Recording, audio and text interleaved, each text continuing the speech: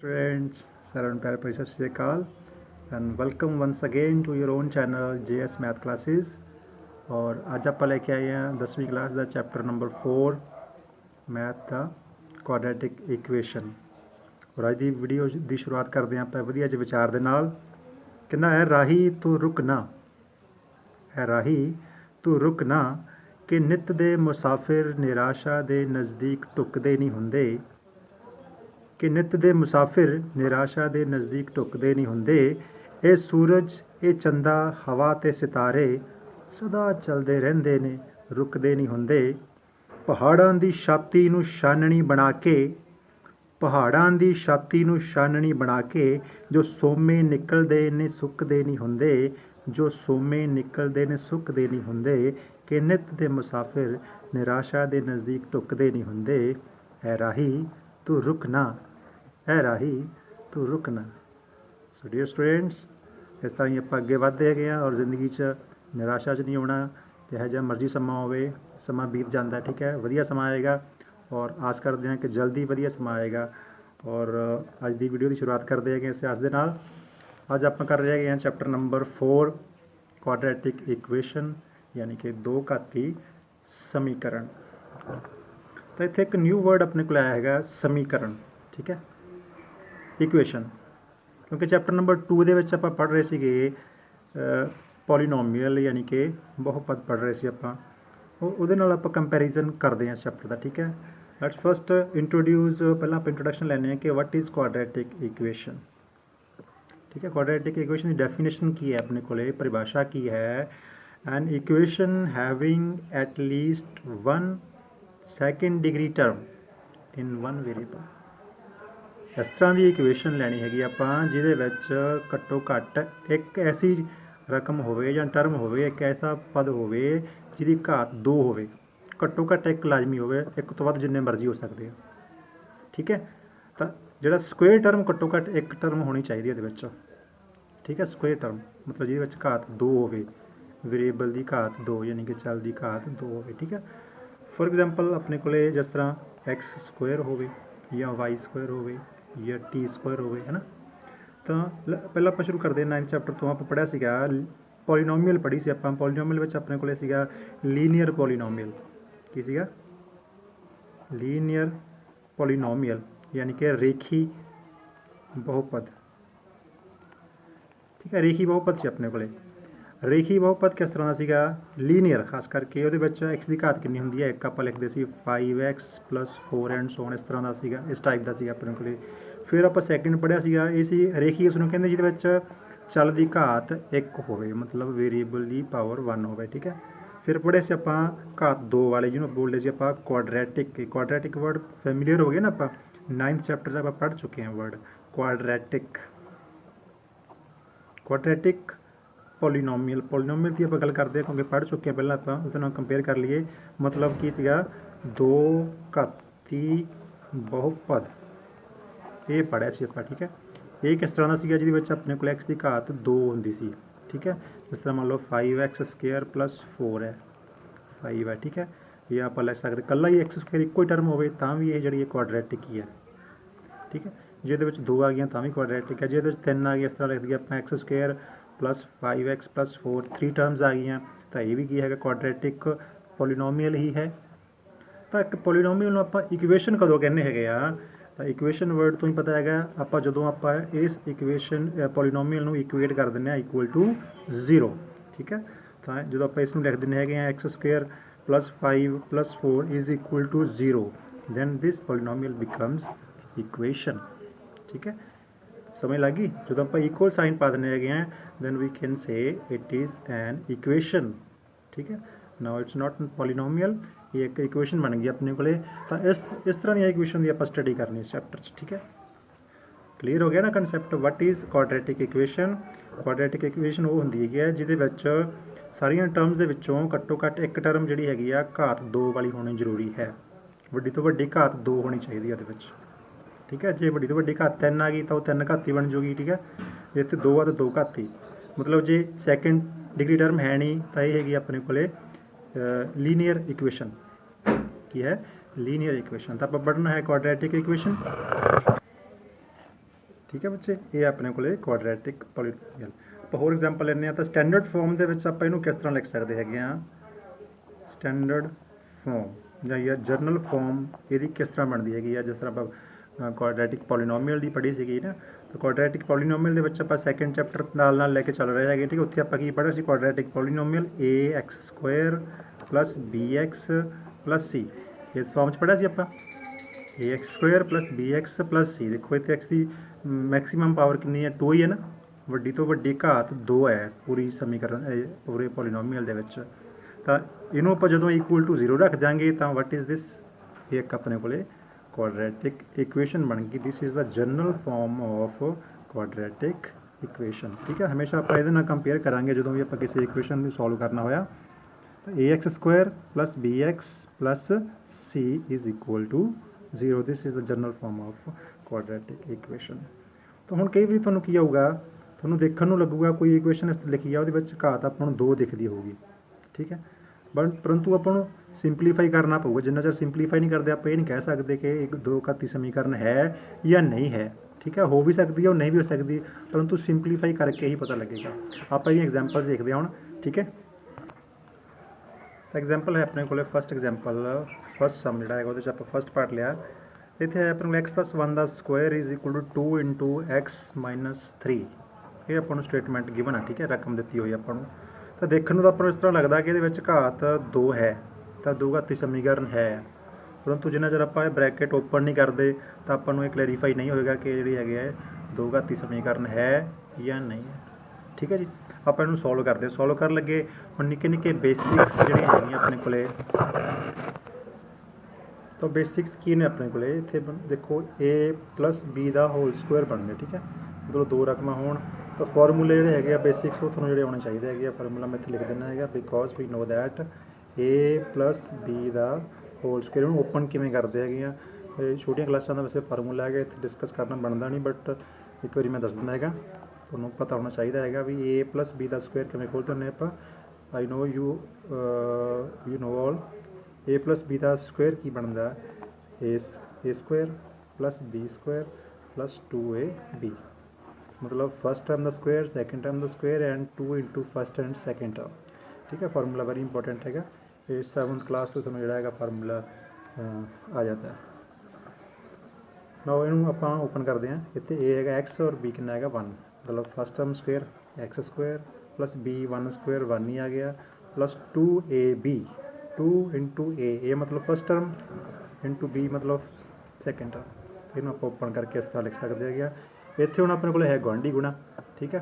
ਗੁਆਂਢੀ ਗੁਣਾ ਤੁਹਾਨੂੰ ਪਤਾ ਹੀ ਕਿਵੇਂ ਕਰ ਦਿੰਦੇ ਆਪਾਂ, ਡਿਸਟਰੀਬਿਊਟਿਵ ਪ੍ਰੋਪਰਟੀ 2 ਨਾਲ ਮਲਟੀਪਲਾਈ ਕਰੋ, 2 ਨੂੰ x ਨਾਲ ਕੀਤਾ 2x - 2 3 = 6, ਠੀਕ ਹੈ। ਹੁਣ ਸਾਰੀਆਂ ਟਰਮਸ ਨੂੰ ਆਪਾਂ ਇੱਕ ਪਾਸੇ ਲਿਆਵਾਂਗੇ, x² ਤਾਂ ਇੱਥੇ ਹੈਗਾ ਪਲੱਸ, ਜਿਹੜੀਆਂ x ਵਾਲੀਆਂ ਉਹ ਰੱਖ ਲਓ ਇੱਧਰ, + 2x, ਇੱਧਰ ਵੀ 2x ਪਿਆ, ਇੱਧਰ ਆ ਕੇ -2x ਹੋ ਗਿਆ, ਠੀਕ ਹੈ।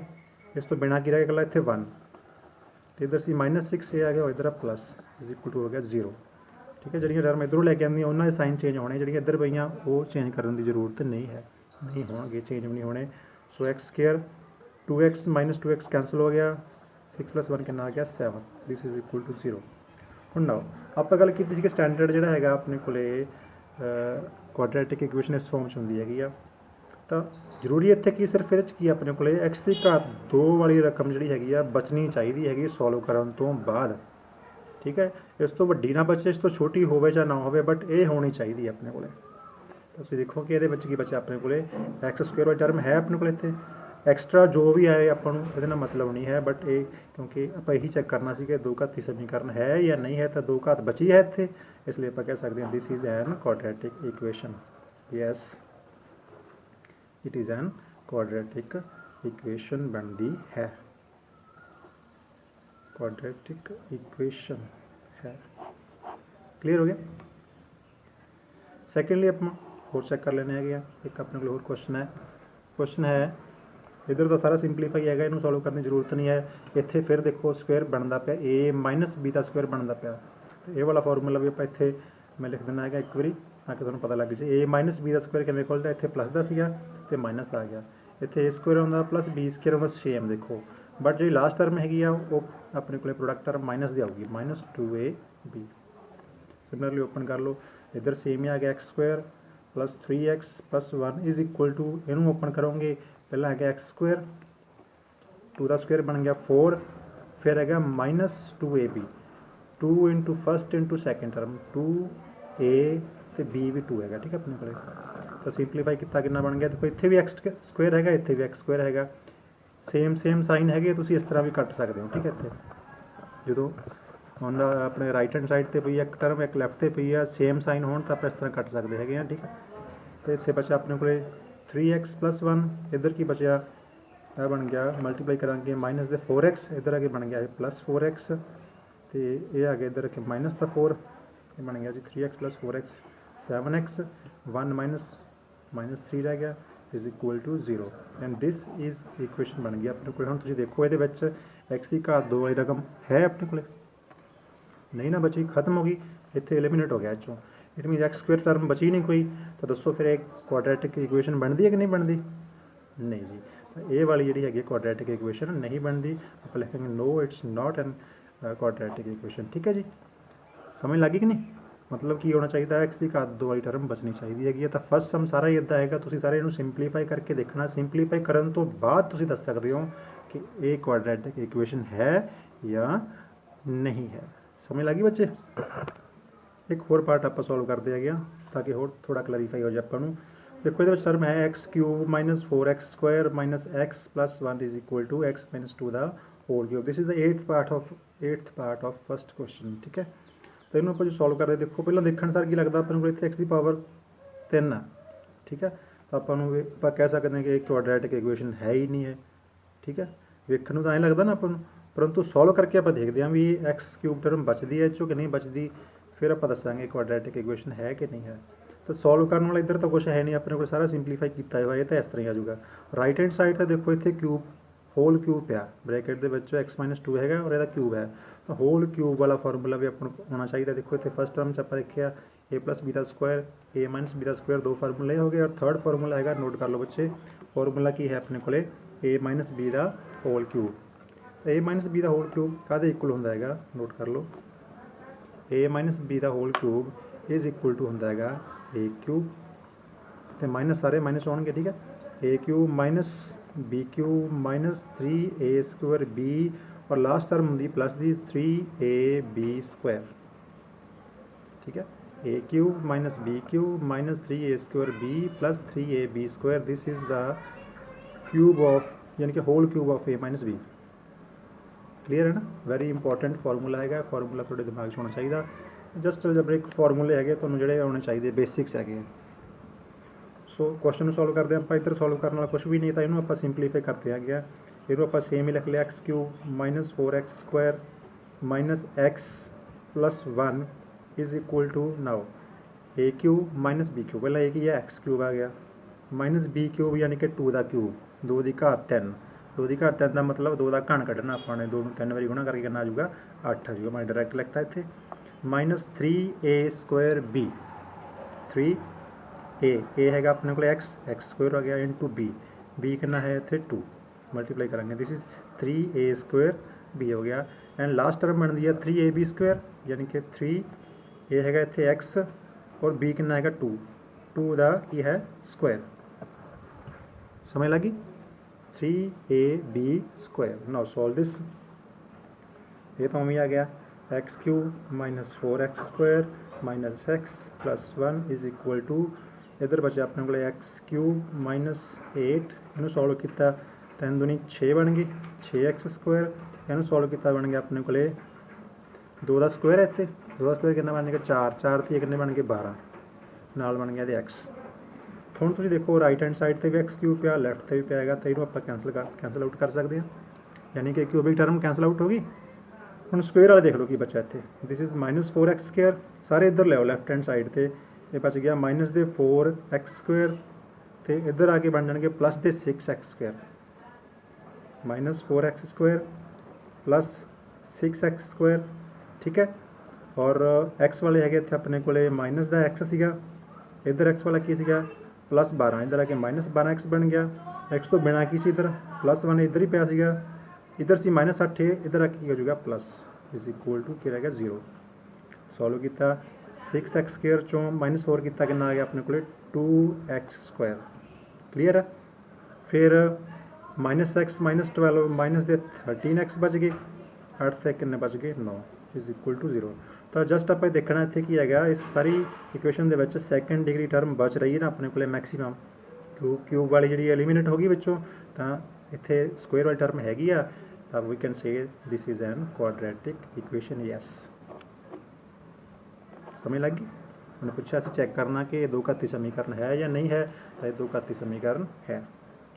क्वेश्चन समझ लग गई बच्चे। ये फर्स्ट पार्ट में मैं तुहानूं 3 सम कराते हैं, बाकी ये सम तुसीं जिहड़े है अपने आप करने बच्चे, ठीक है। ये तुहाडा होमवर्क है। आप इहदे नाल जिहड़े नैक्सट सम सैकेंड पार्ट करते हैं। तो सैकेंड क्वेश्चन है अपने को पुत्र जी, कहता represent the following situations in form of quadratic equation. मतलब कहता हेठां दित्तियां स्थितियां नूं दो घाती समीकरण के रूप में बना के लिखो। जिवें आपां बनाउणी सिख लई दो घाती समीकरण किवें बनदी, ठीक है। तो इहदे विच आपां हुण इहने सीधी इक्वेशन दी बजाय आपां नूं जिहड़ा हैगा एक वर्ड प्रॉब्लम देती, तो उहनूं आपां जिहड़ा हैगा लैट करके जिवें आपां सॉल्व करदे हुंदे हैगे उस इक्वेशन नूं आपां क्वाड्रेटिक इक्वेशन फॉर्म दे विच बना के लिखना हैगा। किस तरह क्वेश्चन है अपने कोल, the area of rectangular plot is 528 square metre, ठीक है। कहता एक रैक्टेंगुलर प्लॉट है, मतलब आयताकार प्लाट है, उसका खेत्रफल कितना है 528 वर्ग मीटर है। The length of the plot in metres is 1 more than the twice its breadth. कहना इसकी लेंथ है जी, मतलब लंबाई है इसकी, वो इसकी चौड़ाई दे दुगने नालों एक ज़्यादा है। 1 more then twice the breadth, breadth मतलब उन्हें चौड़ाई, ट्वाइस मतलब दुगना, ठीक है। मोर दैन 1 मोर दैन यानी एक ज़्यादा है। तो कंडीशन की बन गई, सिंपल जी कंडीशन है, we need to find the length and breadth, दोनों चीज़ां फाइंड करनी है। तो इस ये फाइंड करने के लिए आप इक्वेशन किस तरह फॉर्म करांगे, जस्ट इस आप यही सीखना है। पहला इक्वेशन किवें फॉर्म करांगे आप, लेट्स सी। तो आपने एरिया फाइंड करना सीगा, ये आप लेट करांगे लेंथ एंड ब्रैथ। लेट कर लिया लेंथ LENGTH मतलब लंबाई, मान लिया लंबाई जी हैगी अपने को x मीटर है, ठीक है। तो चौड़ाई जी हैगी वो को मतलब ब्रैथ वो हैगी आ, ब्रैथ B कितनी हैगी आ y लै लो चलो तुसी, ठीक है। हुण आपां देखो ये सैकेंड वेरीएबल नहीं होंदा, बट अपने अकॉर्डिंग टू क्वेश्चन आप बना लेना है। इस तरह ही जो y लवांगे तो किस तरह क्वेश्चन बनता है, दोनों तरीके तुहानूं दसूँगा मैं। उन्हें क्या है भी ਇਹਦਾ एरिया कितना सी, ਇਹਦਾ खेत्रफल कितना सी 528। प्रश्न अनुसार यानी कि अकॉर्डिंग टू क्वेश्चन, प्रश्न अनुसार खेत्रफल कितना सीगा, यानी कि एरिया कितना सी अपने कोले, अज का खेत्रफल होंदा लंबाई गुणा चौड़ाई, दिता आपां नूं कितना है उन्हें 528 वर्ग मीटर। खेत्रफल का फार्मूला होंदा लंबाई गुणा चौड़ाई, लंबाई कितनी हैगी है x, चौड़ाई कितनी आपां लई है y is equal to 528 square metre बन गया। लंबाई नूं चौड़ाई नाल गुणा करिए तो 528 आउंदा, वो प्रश्न च आपां नूं दस्सिया उहने। तो हुण ये देखना हैगा आपां नूं सैकेंड इक्वेशन की दित्ती उहने, अते नाल दी नाल आपां नूं दित्ता होया उहने भी जिहड़ी हैगी आ लेंथ हैगी आ वो ब्रैथ नालों चौड़ाई नालों दुगने तो एक ज़्यादा है। लेंथ की लई सी आपां ओहदी, लंबाई की लई सी x, लंबाई जिहड़ी आ चौड़ाई, चौड़ाई हैगी आ y दे दुगने नालों कितना ज़्यादा है, एक ज़्यादा है। चौड़ाई की सी y दे दुगना, दुगना मतलब दो गुणा करती, एक ज़्यादा मतलब एक जोड़ता अपना, ठीक है। लंबाई जिहड़ी है चौड़ाई दे दुगने तो एक ज़्यादा है, बस इस नूं ध्यान नाल पढ़ना आपां। गल क्लीयर होगी ना, समझ लग गई ना भी लंबाई जिन्नी है वह दुगने तो, मान लो जो लंबाई है वो 2 है तो चौड़ाई कितनी होगी 2 दूनी 4, 4 तो 1 5 बन जूगी, ठीक है। दुगना हो गया 4 तो 1 जोड़ देंगे तो 5 बन जूगी। इस तरह कंडीशन अपन गिवन हैगी आ, जस्ट आप इक्वेशन फॉर्म करनी हैगी आ। तो x is equal to 2y + 1 बन गया, तो इन्हूं तुसीं कित्थे पुट कर दोगे ये इक्वेशन नंबर 1 दे विच। तो फ्रॉम 1 अपने को की आ गया x इंटू y ना, तो x का मुल कितना ले लिया आप 2y + 1, ठीक है जी। इंटू करना आप y होवे लिख देंगे, तो वेरीएबल इक्को ही हो गया ना, सैकेंड वेरीएबल खत्म हो गया ना, तो ये हो गया अपने को 528, ठीक है। इन्हों आप सिंपलीफाई करके इक्वेशन फॉर्म कर सकते हैं, 2 वेरीएबल लैके सिखाया तुहानूं मैं। इन्हों y नूं गुआंढी गुणा कर लो इस ब्रैकेट नाल, 2y नूं 2y नाल गुणा किया 2y स्क्वायर, ठीक है, प्लस y नूं 1 नाल गुणा किया कितना बन गया 1y इज इक्वल टू 528। तो इन्हों इधर लियो 2y square plus y minus 528 is equal to 0 and this is the required equation in one variable. ठीक है जी, 2y² plus y minus 528 is equal to 0। तो ये अपने को इस तरह दो वेरीएबल लेट करके बना सकते हैं ईजी है इस तरह करके। जे इस तरह नहीं तो थोड़ा इक्वेशन होर ध्यान नाल पढ़ोगे तो आप वाई लैन की जरूरत भी नहीं, आप सीधा ही एको वेरीएबल भी बना सकते हैं। वो किस तरह थोड़ा भी दस दिना मैं सैकेंड मैथड भी। ठीक है, सैकेंडली आप फिर इनू होर तरीके भी कर सकते हो। सैकेंड तरीका की है वा सैकेंड वेरीएबल लैन की जरूरत नहीं आपको। ठीक है, आप एक वेरीएबल नाल ही सॉल्व कर सकते हैं। तो क्वेश्चन अपने को दोबारा क्वेश्चन एक बार रीड कर लीए। क्वेश्चन सीगा the area of rectangular plot is an, the length of plot is 1 more then twice its breadth. मतलब ब्रैथ नाल आपां नूं रिलेशन दिता होया तो ब्रैथ आप लेट कर लें, मतलब कि चौड़ाई आप मन लें। ठीक है, मान लिया आप चौड़ाई मतलब बी आपने लेट कर ली x मीटर है, तो लेंथ दा की रिलेशन गिवन आपको लेंथ जी है वो ब्रैथ के दुगने तो, ब्रैथ कितनी x मतलब x का दुगना हो गया, दुगने तो एक ज़्यादा है, more than 1 more then twice. ठीक है, दिस इज तो ये बन गई अपने को ब्रैथ, ये बन गई लेंथ। तो हम आपको एरिया गिवन है, एरिया फॉर्मूला दो। वी नो दैट एरिया कितना होंगे अपने को। ठीक है, area of rectangle length multiply breadth होंगे, तो ये पुट कर दो। ठीक है, लेंथ सी अपने को 2x + 1 तो ब्रैथ सी अपने को x is equal to area कितना गिवन सी 528। ठीक है जी, इनू आप सिंपलीफाई कर सकते हैं easily.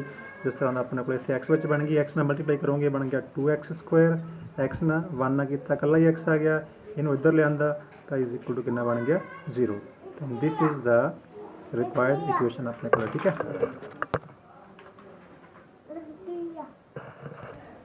now let's see the second part. The product of two consecutive positive integers is 306। देखो हम इतने बड़े बड़े अखर ये पा के अपन डरा देंगे भी या की है कंजैक्यूटिव पॉजिटिव इंटीजर्स तीन तीन अखर पाते ना बड़े सारे।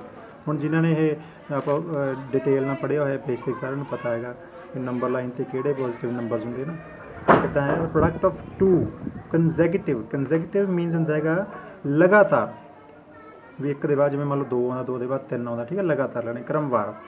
पॉजिटिव पॉजिटिव मतलब लेना है जोड़ दी संख्यावां लेनियां। ठीक है, घटाओ वाली नहीं लेनियां हैगियां। तो इंटीजर्स तुहानूं पता ही है संपूर्ण संख्यावां। ठीक है, मतलब दो लगातार धनात्मक संपूर्ण संख्यावां दा गुणनफल, प्रोडक्ट मीनस गुणनफल कितना है 306 है। Now we need to find integers. वो किहड़े इंटीजर्स है जिन्होंने दो लगातार है जिन्हों का गुणनफल 306 बनता है। तो ईजी जहा काम है। ठीक है, पलट की करना है इतने आप पलट करांगे at first integer, first positive integer जोड़ा है आप ले लिया वो की है आपने मान लिया x, मान लिया पहली जी संपूर्ण संख्या है x मान ली आप पहली संपूर्ण संख्या की ले ली अपने x ले ली। ठीक है, पहली संपूर्ण संख्या x ले ली आप। तो दूजी की हैगी कंजैक्यूटिव मतलब लगातार है, लगातार मतलब की होंगे एक ज़्यादा होगी। ठीक है, मतलब एक 5 लै रहे हैं आप तो अगली कितनी आ सकती है 6 ही आऊगी। तो एक घटा के भी लै सकते हैं आप, वो पिछली भी हो सकती है 5 भी तो लगातार ही हैगी।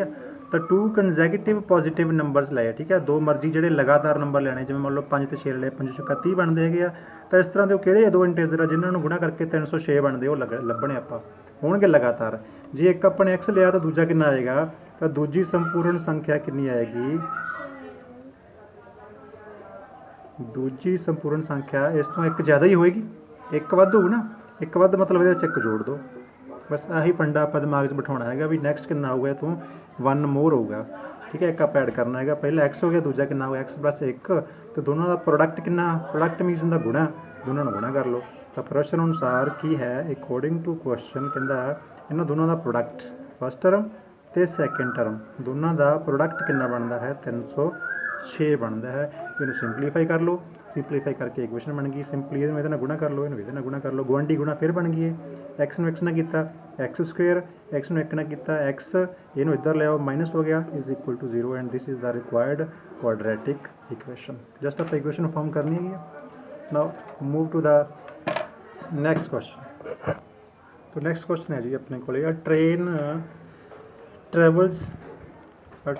Travels a distance of 480 kilometre at uniform speed. ठीक है, एक गड्डी है, एक दूरी या एक सफ़र तय करती है, कितना सफ़र तय करती है 480 किलोमीटर का।